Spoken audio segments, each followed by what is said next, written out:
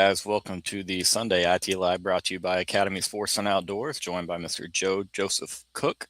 Happy to be here with you on this Golden Sunday. Americans bringing home some gold over Canada. Some early morning hockey action. A lot of fun getting that watch in. I know Joe was watching that a little bit as well. I'm sure a lot of you were. Hey, real quick, guys, before we get started, why don't you hop on over to Inside Texas and take advantage of that new member deal if you haven't already. $1 for the new members. And you can go spend this long off season with us, getting some of the best content you can find in the college football universe. So yeah, come spend your off season with Inside Texas. And if you haven't done so, just $1 will get you a part of our community. So come on in. All right, Joe, we're going to talk a little bit about the schedule. We're going to talk a little bit about the Texas roster and how it kind of, computes with this schedule. It's not easy, brother. You're not going to have all the national media cries about how Texas was gifted, a schedule, gifted a cakewalk by Greg Sankey. So first off, does that excite you, or are you one of the guys that's like, man, I'd rather just have 10 layups, make sure I get to 10 wins and get in the playoffs? But first and foremost, how are you? I haven't asked that yet. How are you doing? I'm great. Like you said, got up about 6:45, or like everybody else, flipped it on NBC, got to see Americans taking home, and it was incredible. So I always kind of forget until it pops up. Like that's the finale for the Winter Olympics, and what a great way to finish it off. But yeah, under 200 days till the season starts, and as we look more forward to what's coming, and heck, we even get Steve Sarkisian talking tomorrow, so be excited about that. A little bit of a nice way to get some news here in the off season. But that schedule definitely is a little bit more of a challenge. The SEC is always going to be tough. Every schedule is going to be tough. You may not play the toughest teams in your league, but not everybody plays the toughest teams in the league. It just happens to work out a certain way year over year over year. When you add a ninth game, you're going to get somebody from the pool of the SEC that's going to be a really good team. For Texas, they mixed it up, and it doesn't look like their schedule for the past couple years. But just think of this: on their road schedule, they have to go to 1, 2, 3 of the SEC's 100,000 plus seat stadiums. In Tennessee, I think Tiger Stadium got there, and then Kyle Field. So and usually teams with 100,000 plus in their stadiums, there's a good product on the field that all those people want to go watch. So Texas has to go to some of the more difficult road environments this year, and they went to some difficult ones last year with Florida, with Georgia, and then you add in the fact that you're going to have your 3 rivalry games: Oklahoma, Texas A&M, Arkansas, 3 teams that always want to beat you, and then you got to face 6 SEC teams. Not going to be easy this year, especially now that the calendar looks a little bit different.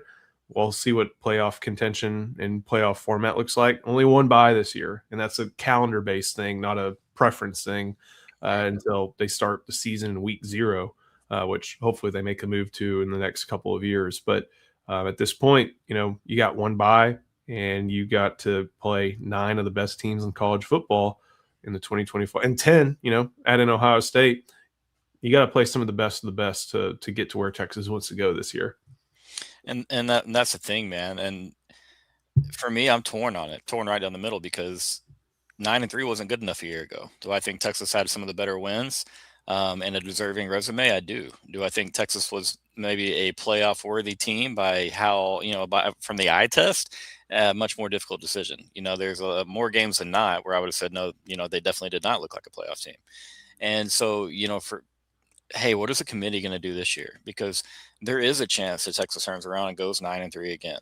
That's not our hopes or, and some of our expectations, but that schedule is nasty, man. And so I want to kind of get into it a little bit because, obviously Texas made some big time roster, pulls from the portal. You added Cam Coleman. That's big. You added Raleek Brown. You added Hollywood Smothers. I didn't botch that and say Hollywood, a former Sooner. I didn't do that for the first time, maybe ever, when talking about these 2 backs. But, is it enough? Did they improve the O-line enough? Is Melvin Siani, is the potential of a Lawrence Seymour, is that enough to go in there and make Texas maybe just like an undisputed favorite in every one of these games? Because it's going to be close already. I know there's Vegas lines out there that, for at least for the big games. And I'm sure we have a pretty good idea we'll be favored in some of the others outside of those big games. But in your opinion, like is Texas really done enough depth wise maybe to hold up? You added some depth at linebacker, but you lost a little bit as well. You added some experience at linebacker. I thought we needed maybe another body in the secondary, potentially a safety. Gonna have a pretty dang deep defensive line though. But yeah, what are your thoughts depth wise? 8 straight games. That's where I start to have a really big issue with this schedule. And then the last 4 of those games, you're playing 3 of those 4 on the road, and 2 of them, Right. at the Tiger Stadium and then at Kyle Field. So, yeah, like you said, Texas is going to have to get up because you're going to see a lot of teams getting up at per usual for Texas. Yeah, I think depth wise, you look around and think of what they did both in the portal and with recruiting, because it's not just recruiting, it's not just portal, it's roster building. Your quarterback room is great at the top, and you know what? There are a lot of relative unknowns just because they haven't played against high end competition with MJ Morris, KJ Lacey, Dia Bell. But I mean, hey, those are your options. You feel great. Running back, feel great with the 2 portal additions. Wide receiver, I don't think any wide receiver is ever going to be a problem with Steve Sarkisian as head coach. Tight end looks great with Michael Masunis and the development of guys like Nick Townsend, uh, Spencer Shannon coming back another year, Maury Winston coming back another year. Like, you feel great at the skill position, but then you look at the offensive line and you see that they made, all this time we're thinking the number is this, the number is this, and it was usually 3 to 4, mostly 4. And they add a bona fide starter, a high end guy in Siani Seymour. They need that eligibility waiver to come through in the right direction, or else things are looking about the same as they did entering the offseason without him. And you Right. know what? I don't think they take him without having an idea of that year in eligibility thing probably being something that can go in their direction. But that's something that they need to get across the line because Jonte Newman, because Dylan Sikorsky. Yeah, maybe they contend for time, but at this point, you want them to be contending to be in that top 8, and that's what Texas probably didn't feel like they had last year, because they didn't have a top 5 they trusted. Well, if you don't have a top 5 you trust, and you don't have a top 8 you trust. I feel like this year, if things go in the right direction with Seymour, and things go in the right direction with some of Gooseby recovering, other guys just Right. get developing. Like, you have your top 5. Now you got to find your top 8, and maybe that's Jaden Chapman getting a look and doing something right for him, and making sure that he's able to get things going in the right direction. Maybe that's Sikorsky and Newman stepping up. Maybe that's one of the Coleman twins moving in the right direction. Like, there's a need for those players to really develop over the course of these next couple of weeks when we get to spring ball, and find the right mixture to have a top 8, to where they always say, oh, if he lost his shoelace, then could he come back and make sure everything's okay with somebody stepping in for a play or two. That's what they need. Defensive side of the ball, defensive line, edge, I feel great. Their linebacker is just thin numbers wise. Like, they got really good players. Rasheem Biles is going to be a playmaker. Ty Anthony Smith is going to be a playmaker. I can look past the lack maybe of a true Mike fit. Although guys like Justin Cryer and Marcus Boswell, even with their developmental timelines maybe looking a little different, like they fit in that role. But man, there's like 6 guys there. Like, that is the scariest part of this defense for me, just because I feel good about everything else. Grayson Littleton, but all these guys who you can mix and match with, you're going to find the right role for them. But if something happens to linebacker, you start having to talk about, like, well, who's this walk-on guy? And if you're talking about that, that's not a good sign. I was hoping maybe they could find another linebacker. And one of the things I've been saying is, hey, they can still add basically all the way up throughout this spring and even in the summer, just because you're not in school in the summer. Who knows how up to speed they might be. But I mean, linebacker is without a doubt, numbers wise, the thinnest position on the roster. And they need all these guys to hit and stay healthy. You got to stay healthy. That's going to be a big part for that linebacking core, obviously, for the offensive line as well. I mean, which is always, you always want your O line to be healthy. You want to have your best 5 guys out there if possible. And one thing that you mentioned that I like a lot is, the depth on that offensive line is going to be a mix of, transfer talent, and then guys that hopefully we've evaluated well and that we're developing well. Because as you just said, having options there, I mean, injuries happen. Guys get banged up and bruised, and there's a difference between, playing hurt and playing injured. And by middle of this season, Texas is going to get into an 8-game stretch in the SEC. Guys are going to be playing a little bit hurt and banged up at times. Like that's football for you. And so Texas has to hit on some of these guys, whether be it one of the Coleman twins or some of the other youth that's on this roster at the offensive line position. Because, like you said, I think we feel really good about not only what the depth chart looks like, the ones and twos, but also the development at other positions. We need to see consistency on that O line. Take a step in the run game. And again, when we can speculate all offseason long, we're not going to know how they really are going to go out and perform until we go out and see an Ohio State. Like, I mean, with all due respect to Texas State, had some defensive struggles last year. I expect those guys to be able to move some bodies. And if they don't, hey, big major red flag in week one, which last year, obviously, we got a little bit pretty early red flags with the O-line, but not necessarily in week one. We were a little bit more like, hey, that was on Arch a little bit there. Guys, we'll keep going. Going to hear a really, really quick word from our sponsor, Academy Sports and Outdoors. Fast one. Same day delivery powered by DoorDash. Alrighty, guys, real quick, Mike, we're going to get to your question. He's asking if we have thoughts on Arch playing hurt early last season, or at all last season. Joe, any takeaways from that? Yeah, I bet everybody was playing hurt, but he wasn't injured. That's the thing. And Quinn Ewers walked that fine line. Quinn was often hurt. He was injured too. But all these guys are playing hurt. If you some of this stuff that does not get reported just because it's way different than the NFL availability thing, where like they do it by practice reps, where there were some guys who probably had bumps, bruises, sprains, and strains who never showed up on the injury report just because, well, they're not missing the game. So, all right, don't need to put them on there. I don't think Arch may have been like in that, but you could just tell, and you could tell also when Steve Sarkisian praised him for not missing a rep. I think that was after the Florida game where Arch was beat up pretty bad, just tackles and stuff like that. And Sark said this guy didn't miss a rep of practice, which means he was feeling pretty bad, most likely. Not only from losing that game, but from getting hit over and over. I feel like he was playing with bumps and bruises. Remember, didn't we see him play with a leg sleeve or a calf sleeve when we weren't expecting that? And all these guys are so routine oriented, and even small changes are noticeable. But I don't think it was enough to really alter too much of the game plan. Maybe it's like, hey, buddy, get down, get out of bounds, listen to Archie, listen to Grandpa.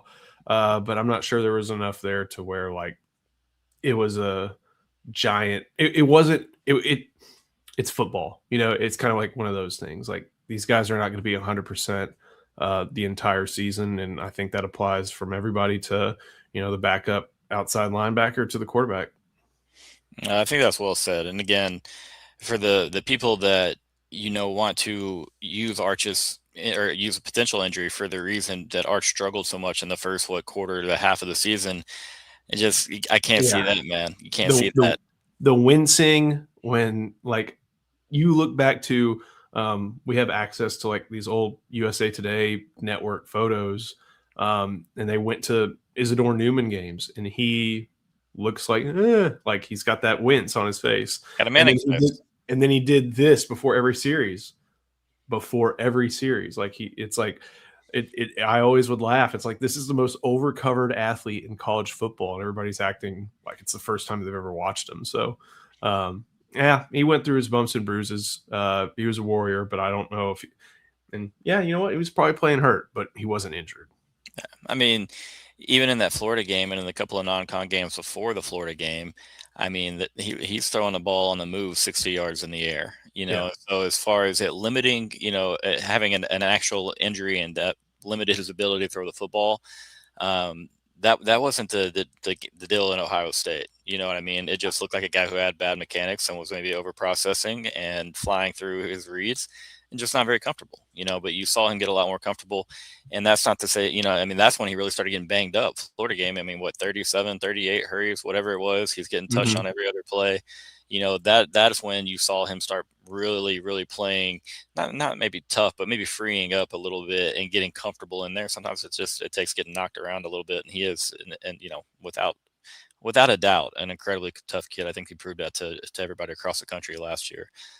Because keep it real, the offensive line, first half of the season, baby, with a little bit of turnstile action, and it is what it is. Get back to the schedule real quick, Joe, before we get out of here. What do you think is the key stretch of games for Texas in this schedule? It could be a 3-game stretch, 4-game stretch, because we talked a little bit before we came live. You can make make an argument for anything, really, to be honest. Games 2 through 4, 2 through 5, go to the middle part, you go to the end. What are your thoughts? Yeah, I there's one thing. I don't want to identify this as the toughest part of the schedule, but the one thing I think often gets very overlooked, and I think here on February 22nd we can talk about, is that with 9 SEC games, you have 3 out of conference games. In Texas, they go big with one of those games, and then they typically schedule, more manageable games. Well, Ohio State's Ohio State. They're going to be a top 10 team, maybe a top 5 team. They're going to be a national championship favorite when you look at, all the different sports books. Texas State, they're going to be okay. That's not like a bad team. It's not a team that's at risk of going like 2-10. They're going to be probably contending for a bowl. I know turnover is big at these G5 schools because they just, oh, I like that. Let me have that. That's mine. Thank you. Like teams. But GJ Kinney has good stuff going on there. I think they have a returning quarterback as well. Brad Jackson's back, yeah. Yep, Brad Jackson's back. That guy knows. And then Kinney knows offense. And it's just been running in the right direction. And then UTSA in the American, they're going to be a G5 playoff contender. So I do want to note that I think with Texas State, Ohio State, UTSA, that is the right test of non-conference games, and it's not going to be easy. But I think the toughest stretch of the schedule, it's got to be the end of season one, because at that point, you'll have gone through playing a game at Tennessee, you get your bye, and then you play Oklahoma. And I think that's a great way to not only get yourself into conference play, but then you get that week off, and then you get to go to the Cotton Bowl. Florida, they're probably going to be similar to last year, maybe a little bit more well coached, but that means they're going to be talented. Ole Miss, Mississippi State, I'm kind of fading Pete Golding. I'm not sure about what's going to go on there. And then Mississippi State, you know what? It's so volatile there. They get guys, they lose guys. Like it's just not an easy job right now in the SEC. So where do you really draw that line? And if we're going to do a 3-game thing, I think it has to be how Texas closes the season. You go to LSU, and by that point, you're going to know if LSU is still in the playoff picture. Right. Mid-November, if you've got 8 wins, 9 wins at that point, you're in that title picture. LSU is going to know. They're going to know not only if Lane Kiffin has everybody bought in, but where they stand within the SEC. And the thing is, they have to play Clemson. They have to go to Ole Miss early.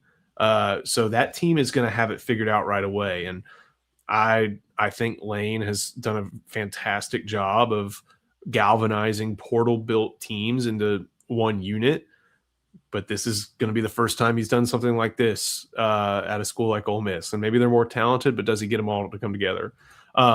Arkansas, they hate you. That's part of it. I'm not huge on Ryan Silverfield, and I don't know if importing some of these Memphis guys that just haven't gotten over the hump in the American is going to work. Right. You do get that game at home. It's kind of a look-ahead game, though, because I don't think Arkansas is going to be fantastic this year. And then you have to, turn around on a short week and go to Kyle Field for a game that's going to most likely be at night in front of 110,000 people who are not happy that they've lost 2 in a row. There are probably going to be playoff implications in that game. It's probably going to be SEC title implications in that game. Marcel Reed will be, a senior, right? Yeah, no, a junior, but he may do like the I'm going pro thing. But like, you're going to have so many different Texas A&M players, and Mike Elko himself, even, who have just not beaten Texas in their time in College Station.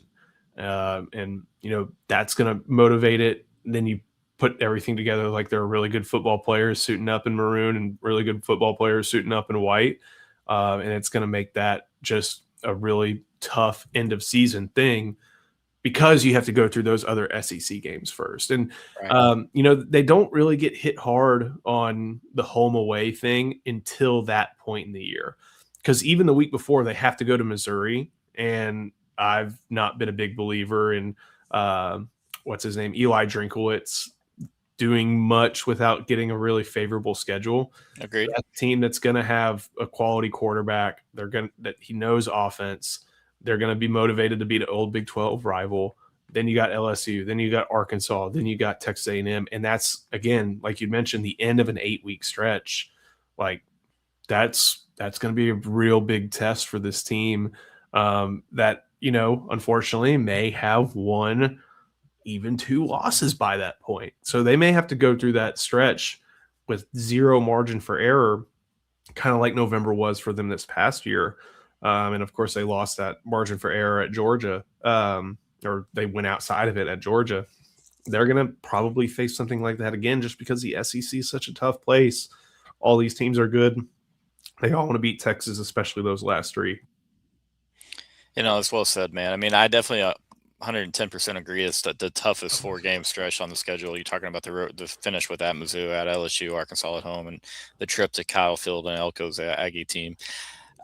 The only counter argument that I've even can really thought up that makes any sense in my little head is that the most important 4-game stretch I could argue is when we come back in between Texas State lines after the Tennessee game, because you have Oklahoma, who again, just like A&M, just like you just mentioned, was a great point about Elko and those Aggies. Like, I mean, they're always riled up to beat Texas, but the longer they don't do that, it's only going to get a little bit more intense. And it's still, the Schlossnagel wound is still pretty fresh, and the sweep, like they just haven't had a lot of success on the big stage against Texas. And I mean, again, they'll be rabid, but Oklahoma's going to be the same way. You know what I mean? Invincibles in Oklahoma are going to have another legit defense, of course.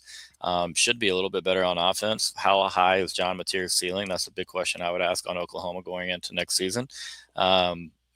I don't necessarily fear John Mateer, but that's always an environment where, hey, anything can happen there. And so obviously lost a Florida game, very easily could have lost a game with Mississippi State last year. And again, you talk about Ole Miss. What does that look like with Golding?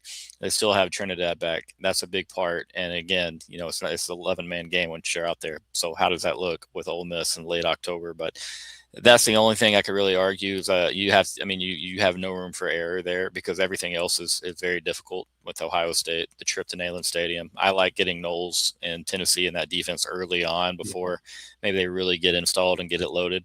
But yeah, I think it's, without a doubt, the toughest stretch is the one that you mentioned. It has to mean something, though. You know what I mean? Right. You have to have wiggle room going into that November. If you go in there with 2 losses, like, man, you're skating on really, really thin ice, unless the committee all of a sudden, maybe they let a 3-loss team in. But and I'm still on the train that 2 years ago South Carolina should have got in the last playoff spot. And they're at 9-3. So it's not just Texas that I'm screaming, hey, 9-3 teams deserve a chance. But yeah, I mean, any final words or thoughts, takes on the schedule and what Texas is, if they're prepared to handle it all? I think, like you'd mentioned, the clear toughest 3-game stretch, and I guess if you want to do the toughest 4-game stretch, is that last 4. The first 4 of SEC play, I think, is right behind it. And I think it's clearly second, because you get 2 of those at home, 1 in a neutral site. You do have to go to Knoxville, but you have your bye week there. Tennessee, without Joey Aguilar getting that waiver, they have a quarterback competition with a veteran guy who I don't think is super impressive, but just a veteran guy. And then a true freshman, or a redshirt freshman now, former 5-star. And that's in an offense that makes it easy for guys in the early stages of their career. Oklahoma going to be Oklahoma. That defense is going to be good. The offense, we'll see. I feel like that offensive line will be better. Who's Mateer throwing to? Who's running the ball? That type of thing. And then Florida and Ole Miss, even though they're in the early stages of their programs, they're going to be talented. And Ole Miss is going to be motivated to show we're not just a product of Lane Kiffin, we're a product of Ole Miss football. Right. And the fun part is Texas hadn't played Tennessee, in a long time. Texas hasn't played Ole Miss in 15 years. Like, we're going to get some of these great opportunities that are kind of measuring stick games where it's like, oh no, okay, how do we compare to this team that's in its third season in the league, and how do we really show who's boss? And if you're Vol or a Longhorn, it's like, how do you show you're the real UT? And you get all these different storylines here over the course of the first part of SEC play. Going to be challenging. They have to win those games to make that last part the most challenging. That's well said, man. And again, not necessarily the biggest fan of moving to a 9-game conference schedule. I think the SEC, again, and it's no secret, no big revelation, they got played a little bit in that whole regard. But hey, I mean, it makes it, like you said, it makes it everything fun. The matchups are elite. You've got Texas, Tennessee, you've got Texas, LSU, Ole Miss. The Gators come back to Austin again. You know what I mean? I love that logo. I've always loved the Gator program. So you look across the board, man, it's no disrespect to the Big 12, but it's a lot more fun than seeing Iowa State and K-State, Kansas come to town. Obviously bigger fan bases, bigger bands, bigger players, faster, the whole works, man. So you get it all. But I did like your workaround calling somebody a jag with the just a veteran guy. And I thought that was clever, smooth of you. But yeah, guys, appreciate you watching. Don't forget, hop on over to Inside Texas, come check out all the daily content we have going on. Joe, appreciate you taking some time away from your busy Sunday and spending it here on Inside Texas with me, man. But until next time, guys, we'll see y'all later. Thanks for watching IT.